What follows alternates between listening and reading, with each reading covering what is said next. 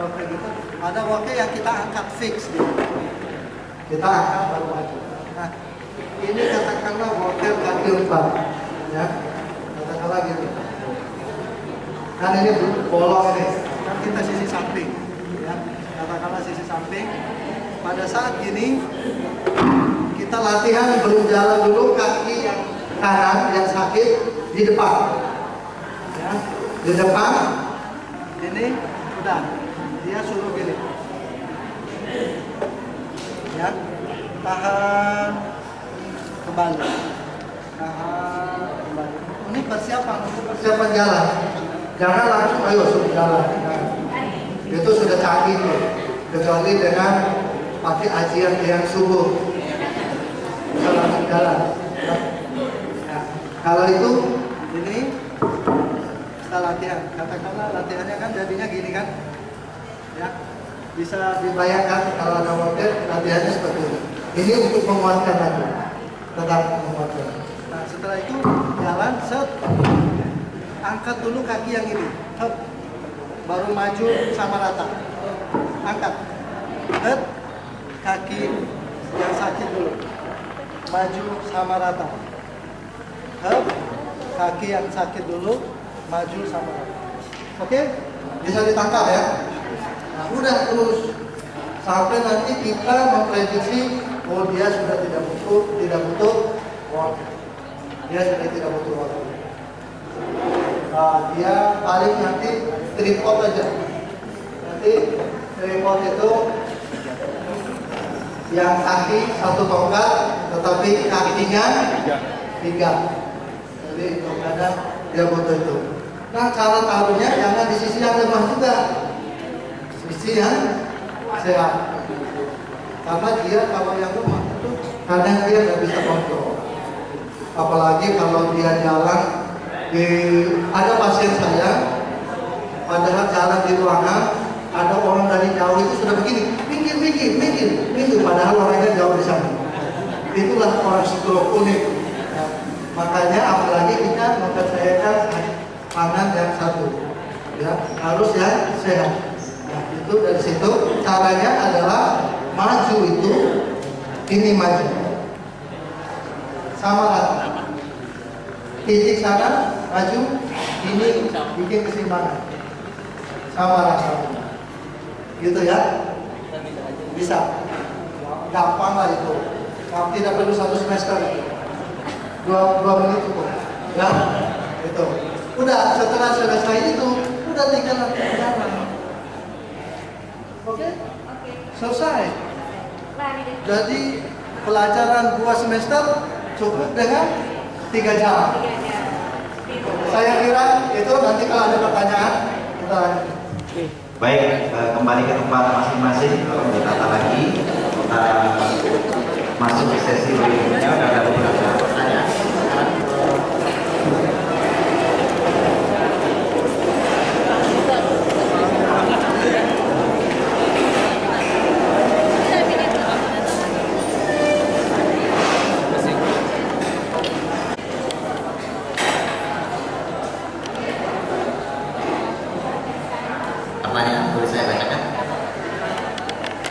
Bagaimanakah cara berpikir itu bisa menyebabkan stroke? Kemudian yang cara berpikir. Kemudian yang kedua, orang yang tidur dengan posisi duduk ketika ia bangun tidak bisa berdiri selama berapa saat atau berapa menit, baru kemudian bisa bangun. Bisakah dimasukkan dalam kategori IIT tadi? Ya. Saya langsung jawab aja atau gimana? Boleh. Boleh ya, langsung jawab. Nah, ini pertanyaannya bagaimana cara berpikir. Ini pertanyaannya susah banget ini menurut saya. Ya, bagaimana cara berpikir itu bisa menyebabkan stroke? Mungkin berpikir seperti apa yang bisa menyebabkan stroke? Jadi seperti itu. Ya, kalau bagaimana cara berpikir, saya tidak tahu cara saya berpikir dengan Bapak Ibu berpikir, saya tidak mengerti. Nah, oke, saya coba menjawab sebisa saya. Kalau kita berpikir sebenarnya bukan itu. Mungkin yang salah satu penyebab stroke itu adalah stres. Itu yang dimaksud. Stroke stres yang berlebihan, tidak ada penyelesaian, mikir terus sampai tidur aja susah, makan aja susah, sehingga pada kondisi tertentu itu detakan jantung kita tidak beraturan. Nah, kalau orang ada yang punya riwayat sudah aterosklerosis, kata-kata pembuluh darahnya tadi itu mengecil karena banyak tumpukan-tumpukan lemak dan sebagainya, itu kemudian menyebabkan pembuluh darahnya itu tidak elastis, tiba-tiba denyut jantungnya besar, pikirnya itu pecah dan sebagainya. Itulah yang dimaksud salah satu. Di sini adalah stres. Kalau berbicara stres itu stresornya banyak lagi penyebabnya, macam-macam. Kita rumah kita diambil orang, pacar kita diambil orang, istri kita dan sebagainya punya masalah tidak terselesaikan, itu juga bisa berpikir yang seperti itu. Tapi saya yakin yang ada di sini insya Allah tidak, karena banyak zikirnya. Ya. Insya Allah. Kemudian yang selanjutnya, orang yang tidur dengan posisi duduk ketika ia bangun, ia tidak bisa berdiri selama beberapa saat atau menit baru kemudian bisa bangun. Bisakah ini dimasuki ke dalam biaya? Belum tentu. Ya. Pasien saya dan saya juga pernah merasakan seperti ini. Saya beberapa menit bahkan lumpuh separuh ini saya. Tidak bisa saya menggerakkan, kok lemah sekali. Mau bangun itu hampir jatuh karena lemah. Itu bukan seperti ini. Itu kemungkinan saya itu dalam kondisi yang tadinya itu, apalagi dulu saya pernah cedera, lumpuh tangan saya yang sebelah kanan dulu karena tabrakan. Nah, tangan kanan saya itu lemah tadinya. Saya bangun itu ikutan kaki saya. Itu rupanya saya cara tidur saya yang salah.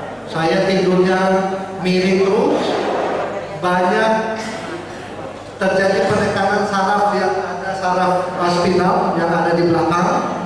Tiba-tiba saya sama sekali tidak mampu mengangkat. Nah, itu adalah gejala gangguan saraf tepi. Ya. Nah, yang dimaksud dengan PID itu adalah kalau dia lumpuh dua-duanya, ya. Jadi katakanlah maksudnya lumpuh dua-duanya itu tangan dan kaki, ya, separuh. Kita rasakan itu separuh itu sama sekali itu lumpuh, tidak bisa digerakin dua-duanya. Kemudian itu bisa terkadang dalam waktu 2 menit, sejam, bahkan bisa sejam, bahkan seharian. Nah, tetapi setelah 1 kali 24 jam dia sembuh sendiri, tiba-tiba tanpa apa-apa udah bisa beraktivitas kembali. Itu yang disebut dengan kiai. Terkadang kan banyak faktor ya yang begitu, belum tentu bisa ya, bisa gitu ya. Barangkali bisa pertanyaan lagi Mas Yesi ini, karena sebentar lagi masuk asar.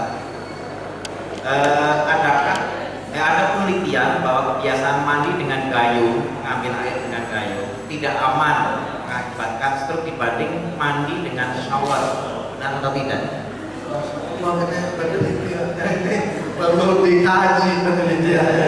Pertama, perlu dilakukan. Kenapa? Kebetulan saya kan orang peneliti juga. Ya. Dia mengambil sampelnya itu siapa? Ya, kita orang bikin jurnal juga, kita harus bisa meneliti juga. Kita harus mengecek benar atau tidak jurnalnya itu. Siapa tahu ini cuma opini saja. Dia mengembangkan opininya bahwa bisa. Karena begini, dia ngambil sampelnya dari mana? Gitu. Bagaimana metodologi penelitiannya? Dia seperti apa? Itu perlu. Saya meragukan dengan penelitian ini. Kalau yang gayung banyak gerakan seperti ini menimbulkan TOCS, bukan stroke ya. TOCS, thoracic outlet compression syndrome, terjadi kompresi di sini karena banyak gerakan gini, itu bisa masuk akal. Ya. Jadi ciri khasnya sakit ini adalah yang banyak itu orang yang banyak ngeset, yang banyak menggunakan tangan seperti ini. Sehingga apa yang terjadi? Terjadi spasme otot namanya scaleni. Ada 3 otot scaleni itu, anterior, medial, dan posterior. Jadi di situ tempat lewatnya namanya arteri subclavicular. Karena dia sering begini, dia kan tegang, dia menekan arteri itu sehingga di tangannya ini kayak keram bahkan bisa lemah. Itu mungkin, tetapi kalau kayu sama itu saya masih meragukan. Begitu ya? Iya. Barangkali itu dulu sesi ini, insya Allah nanti ada satu sesi lagi bisa dilanjutkan karena sebentar lagi kita akan masuk waktu asar. Terima kasih. Selanjutnya untuk berikutnya, bagi yang masih ada pertanyaan, silahkan bisa ditulis atau nanti bisa disampaikan. Kalau masih ada waktu panjang bisa dijawab semua, alhamdulillah. Kalaupun tidak, nanti insya Allah lain kesempatan bisa kita adakan seminar yang serupa, atau bisa nanti langsung kontak dengan beliau. Seandainya nanti waktu tidak memungkinkan. Tapi untuk sementara ini boleh ditulis pertanyaannya atau nanti disampaikan secara langsung. Selanjutnya waktu kami kembalikan kepada pembicara. Assalamualaikum warahmatullahi wabarakatuh.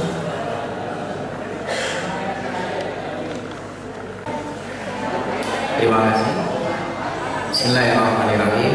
Untuk sesi terakhir ini ada yang pertama, kita akan jawab pertanyaan-pertanyaan yang masuk karena banyak, barangkali nanti singkat saja, panjang lebar. Pada prinsipnya potnya apa yang ditanyakan akan dijawab dengan singkat. Yang kedua, ini masih ada hadiah tadi dari panitia. Kita akan melontarkan pertanyaan. Kita akan melontarkan pertanyaan yang bisa menjawab akan mendapat hadiah. Pertanyaan insya Allah tidak keluar dari topik yang tadi diberikan. Demikian untuk sesi tanya akan segera dimulai. Silakan. Terima kasih Dr. Agung. Ya, kita mulai saja sesi pertanyaannya. Ada masuk pertanyaan. Kemungkinan banyak sekali ini. Mudah-mudahan saya bisa menjawab dengan singkat. Ya, masalah puas tidak puas itu nanti saja kita sambil bisa belajar. Kalau masih yang paling tahu di dunia ini sebenarnya cuma Allah Subhanahu Wa Taala. Kemudian yang kedua Pak Google. Ya, itu tinggal nanti di Google aja. Ya, oke. Sekarang pertanyaan pertama. Apakah orang polio bisa disamakan penanganannya seperti orang stroke? Polio itu terkadang kena kaki saja, cuma satu atau dua kaki. Dan biasanya kan itu kan beda masalahnya. Kalau polio itu lebih ke saraf tepi juga. Nah, sedangkan kalau stroke itu saraf pusat yang sangat kompleks. Seperti yang tadi kita uraikan itu banyak sekali komponen-komponen yang harus kita penuhi, seperti bagaimana ada postur, ada movement, kalau gangguan motoriknya. Ingat, stroke itu adalah lebih banyak ke gejala yang muncul gangguan di motoriknya. Nah, tapi motorik yang disebabkan oleh saraf pusat, sehingga penanganannya kita itu mengarah perbaikan ke arah saraf pusat dan perbaikan postur dan motor kontrol. Itu. Sedangkan polio itu lebih ke saraf tepi, beda lagi pertanyaannya, tidak bisa disamakan ya. Disamakannya hanya dari segi penguatan saja. Oke, itu secara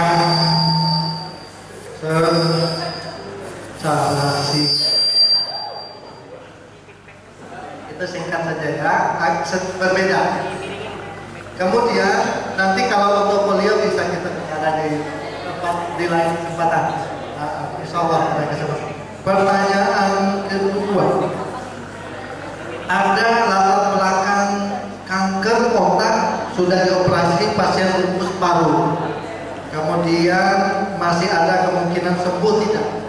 Sembuh selalu ada kemungkinan ya, karena itu hak prerogatif Allah Subhanahu wa Ta'ala. Kita hanya bisa berusaha. Tetapi begini, banyak pasien saya yang kraniotomi akibat dari kanker dari otak, sehingga gejala yang muncul adalah gejala seperti stroke. Penyebabnya kanker, setelah dibuka kemudian diangkat kankernya, sehingga gejala yang muncul adalah gejala stroke paru, itu kraniotomi. Nah, pasien ini biasanya Nanti kalau sudah selesai urusan medis-medisnya, tinggal gangguan motoriknya, kita latih seperti orang stroke tadi. Itu sama, latihannya seperti stroke. Tinggal nanti itu dia kalau kita tes, dia di level mana kekuatannya? Dan 1 kah, 2 kah, 3 kah? Jadi hampir sama treatment. Gitu ya. Oke. Kemudian itu sudah. Selanjutnya tulang ekor atau sumsum tulang belakang sakit banget. Tulang ekor atau sumsum tulang belakang. Sumsum tulang belakang itu hanya sampai ke lupa 1. Ya, kurang lebih setinggi itu. Kalau tulang ekor kan di bawah, itu bukan sumsum tulang, itu secara anatomis ya. Kemudian kalau lagi kamu kepala pusing banget ya. Kalau pas duduk kelamaan terus mau bangun, pinggungnya nggak bisa langsung lurus. Saya ini harus dicek benar. Takutnya ya biasanya pasien seperti ini ada HNP, hernia nucleus pulmosus. Ya, jadi kalau ada gangguan HNP itu lain lagi. Ini harus dicek lagi, dipastikan make sure apakah ini gangguan saraf spinalnya atau gangguan yang lain HNP. Itu complicated ya. Belum bisa saya jawab sekarang. Nanti bacakan aja. Baik. Makanan penyebab stroke dan makanan yang harus dikonsumsi penderita stroke agar cepat sembuh. Ini kaitannya mandian. Jadi sama saya jawab barangkali karena urusannya dengan diet. Karena penyebab stroke itu beragam, maka tentu saja makanan yang harus dipantang juga tergantung dari penyebabnya. Kalau penyebabnya kolesterol, tentu saja yang makanan-makanan yang tinggi kolesterol yang dihindari. Kalau penyebabnya tensi, maka garam yang harus dibatasi. Kalau penyebabnya trigliserid, maka makanan yang kalori tinggi yang harus dihindari. Jadi tidak bisa kita cuma dengan stroke yang dihindari ini, yang diperbanyak ini tidak bisa. Harus dilihat faktor pemicu penyebab stroke-nya apa. Maka di situ baru bisa kita tata makanan menu yang perlu dikonsumsi. Kemudian berikutnya, bagaimana dengan stroke yang lumpuhnya menyilang kaki kanan dan tangan kiri? Cara fisioterapinya sama atau tidak? Ada nggak? Untuk menyilang, saya coba perhatikan dulu ya. Apakah ada ini?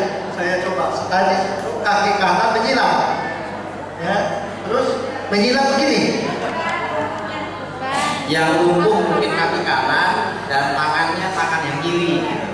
Yang lumpuh kaki kanan sama tangannya kiri. Oh, tangannya kiri juga kena sama kaki kanan.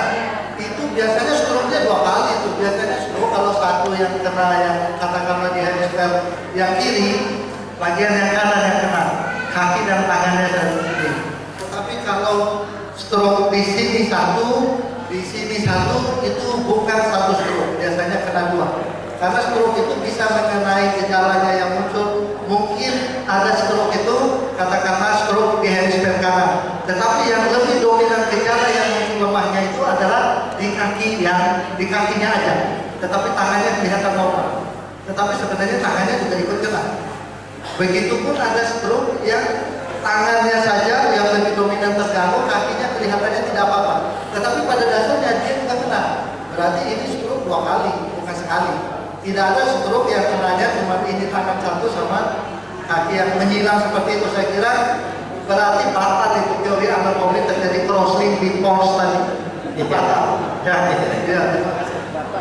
Berikutnya, kalau sedang setir motor, tangan suka kaku, kesemutan, apakah ini termasuk ada stroke? Oh, tergantung juga. Jangan-jangan lagi-lagi saya bilang pada saat begini kesemutan ada 2, bisa TOCS yang tadi saya bilang atau HNP. Terkadang HNP itu dari sini ada tesnya, tes khusus itu bisa menyebabkan kesemutan, kan sepasang saraf yang ada yang keluar di sini. Kalau dominan keluarnya, bulgingnya atau benjolannya keluar mendekat ke kanan, berarti tangan kanan yang kena. Nah, itu bisa juga akibat dari HNP itu sendiri. HNP di mana? Kalau tangan, macam-macam. Katakanlah kesemutannya cuma dipegel di sini saja. Itu sekitar kenanya C3 C4. Servikal nomor 3, leher nomor 3, dan nomor 4. Tetapi kalau sudah sampai jari-jari itu kemungkinannya C7 sekitar C7, tapi kalau saraf kan ada C7 C8 kemungkinan di situ sampai sini itu kemungkinan itu harus dites lagi ya dok ya, tidak bisa ini baru perkiraan saya tetapi bukan stroke. Berikutnya ini pertanyaan tapi juga masih perlu dianalisa. Stroke sering terjadi di kamar mandi. Apakah penyebabnya? Walau bisa. Jadi pernyataannya juga perlu dicek apakah betul antara di luar kamar mandi dan di kamar mandi lebih banyak mana. Lebih banyak di kamar mandi atau di tempat tidur kan kita tidak tahu. Iya. Jadi saya belum bisa jawab, ini susah ya, banyak susah. Sama seperti gayung tadi ya. Bagaimana mekanisme darah bisa lepas ke pembuluh darah dan cara mencegahnya? Apabila gumpalan darah sudah ke pembuluh darah, bagaimana mencegah agar gumpalan darah tidak menyumbat pembuluh darah? Yang mungkin emboli barangkali. Emboli, bagaimana terbentuknya emboli itu? Oh, bagaimana terbentuknya emboli? Sebenarnya emboli itu adalah plak yang lepas, ya. Jadi misalnya kata-kata plaknya itu apakah itu dari bekuan darah atau dari kolesterol yang ada di situ. Banyak plak itu macam-macam. Katakanlah sebagai contoh karena bekuan darah. Nah, biasanya orang karena habis operasi itu kan masih ada sisa-sisa darahnya tadi terjadi emboli. Emboli itu adalah di tempat lain dia mengikuti pembuluh darah. Nah, pertanyaannya bagaimana mencegahnya? Betul. Bagaimana mencegahnya ini yang susah. Berarti satu, kalau penyebabnya adalah akibat operasi, operasi itu harus benar-benar dipastikan sesuai dengan operasional prosedurnya itu bersih, tidak ada darah yang tumbuh. Tetapi kalau karena embolinya terlepas dari lemak dari arteriosklerosis pembuluh darahnya tadi, ya yang dicegah itu makanan dan sebagainya. Baru apa namanya? Kalau sudah ketahuan bahwa itu ada trombus kan sebelum emboli itu kan pasti ada trombus dulu biasanya. Nah, supaya itu tidak terlepas, apakah sekarang itu ada teknik-teknik tertentu untuk pengenceran, kemudian ada lagi dokter terawan yang terkenal itu ada brain wash, itu lain lagi, dibersihkan, ada juga bersihkan. Kemudian obat penghilang gumpalan juga ada, itu kalau ketahuan. Ya jenisnya itu modelnya itu yang Islam nih kelas minogen activator. Ini dokter Agung yang lebih jago kalau masalah itu. Jadi gitu ya. Berikutnya ini pertanyaan sebenarnya bisa dipikirkan bersama ya. Artinya ini yang belajar fisik diagnostik barangkali bisa jadi PR bareng-bareng. Berbicara lancar, daya ingat bagus, tapi badan tidak bisa digerakkan. Gangguan apa kira-kira? Berbicara lancar, daya ingat bagus, tapi badan tidak bisa digerakkan. Badan yang mana? Badan saja, tangan dan kaki bagus atau gimana? Kan Seluruh badan. Seluruh gimana? Yang bertanya ini siapa nih? Ya, jadi pertanyaannya siapa tahu ini ada kasus yang ditemukan ya. Nah, badannya semua anggota badannya Lumpuh gitu ya. jari-jari kaku, badannya juga tidak bisa digerakin, kemudian kakinya juga semua. Berarti ini jenisnya tetraplegi, bisa jadi. Iya. Ada pasien saya tetraplegi, dia itu awalnya dari HNP di daerah cervical. Dia operasi di Singapura. Ada HNP di situ, operasi gagal operasinya, sehingga itu malah menekan di sumsum tulangnya belakang, sehingga gejalanya kan tetap gejala motor neuron lesi, jadi lesi atau gangguan di saraf pusat. Nah, sehingga kalau sudah terganggu di level cervical ini, itu lumpuh 4 anggota gerak, jadi tangan 2 dan kaki termasuk badan. Pernah lihat itu siapa? Christopher Reeve atau apa yang Superman? Kan dia itu jatuh dari kuda, itu sehingga bergejala seperti itu. Jangan-jangan pasiennya tetraplegi seperti itu. Nah, kalau tetraplegi seperti itu, daya ingatnya normal, ngomongnya juga lancar. Nah, itu treatmentnya lebih complicated, lebih berat itu. Dan itu diterapi aja semua profesi harus ikut.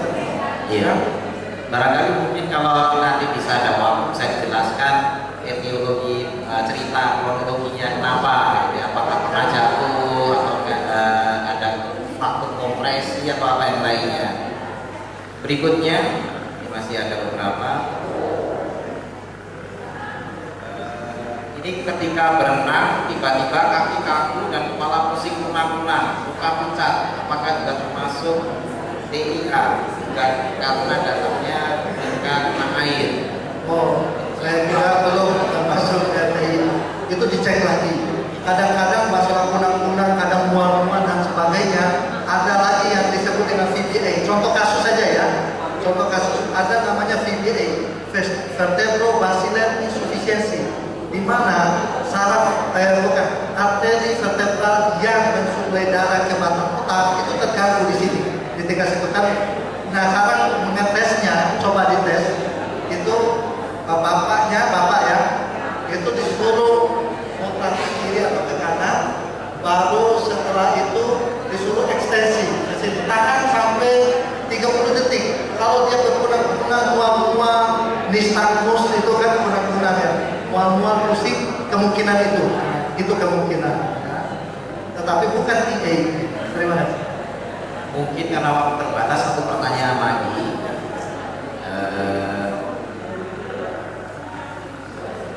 Apakah hipotensi juga bisa berpengaruh terhadap stroke? Apa bedanya aspirat dengan warfarin? Kalau yang terakhir ini barangkali medis nih. Kalau ini biar dokter Agung saja, biar saya istirahat dulu ya. Dokter Agung semoga. Terima kasih. Aspirat dan warfarin beda. Warfarin ini antikoagulan. Antikoagulan berarti dia dipakai untuk mencegah agar darah tidak beku.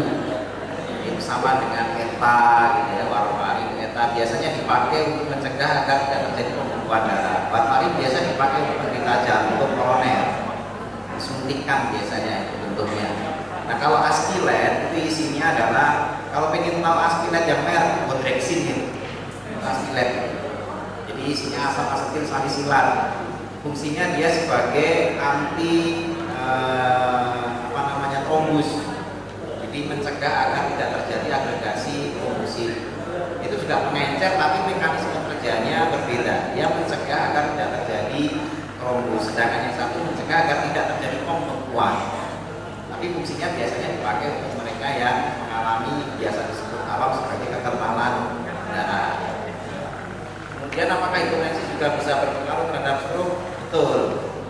Hipotensi tekanan darah rendah itu bisa menyebabkan tekanan darah tidak mampu memompa darah untuk masuk ke dalam otak.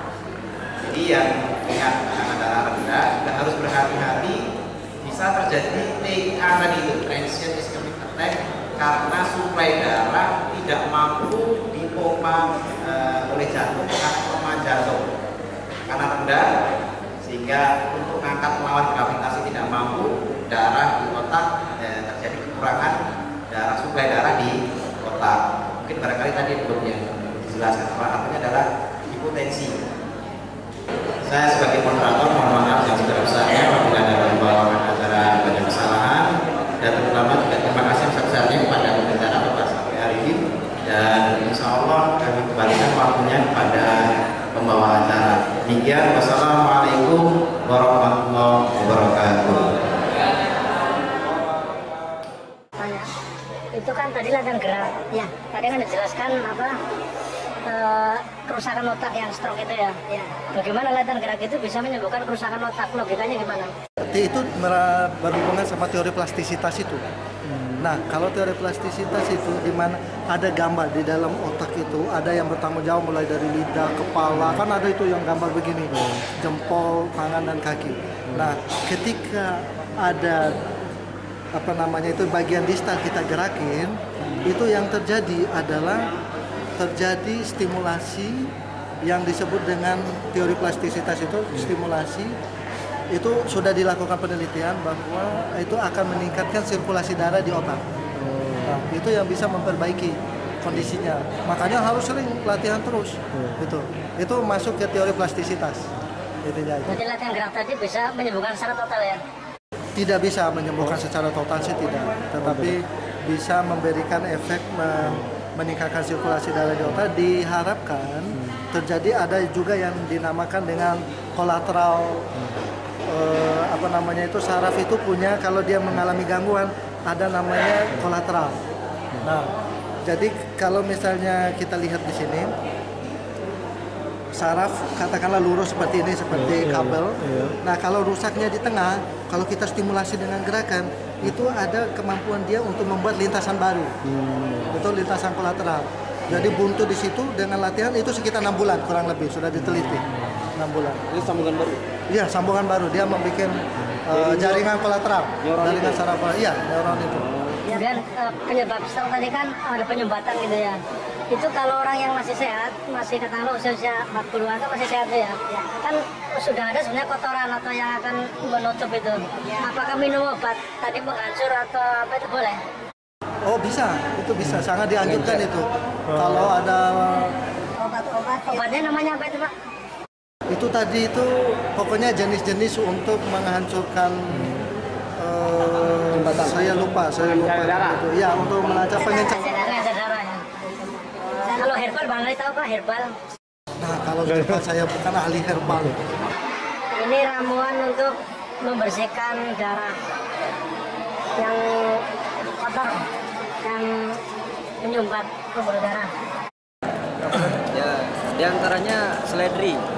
Seledri ambil kira-kira 3 sampai 5 batang, ditumbuk, masukin gelas, siram pakai air hangat.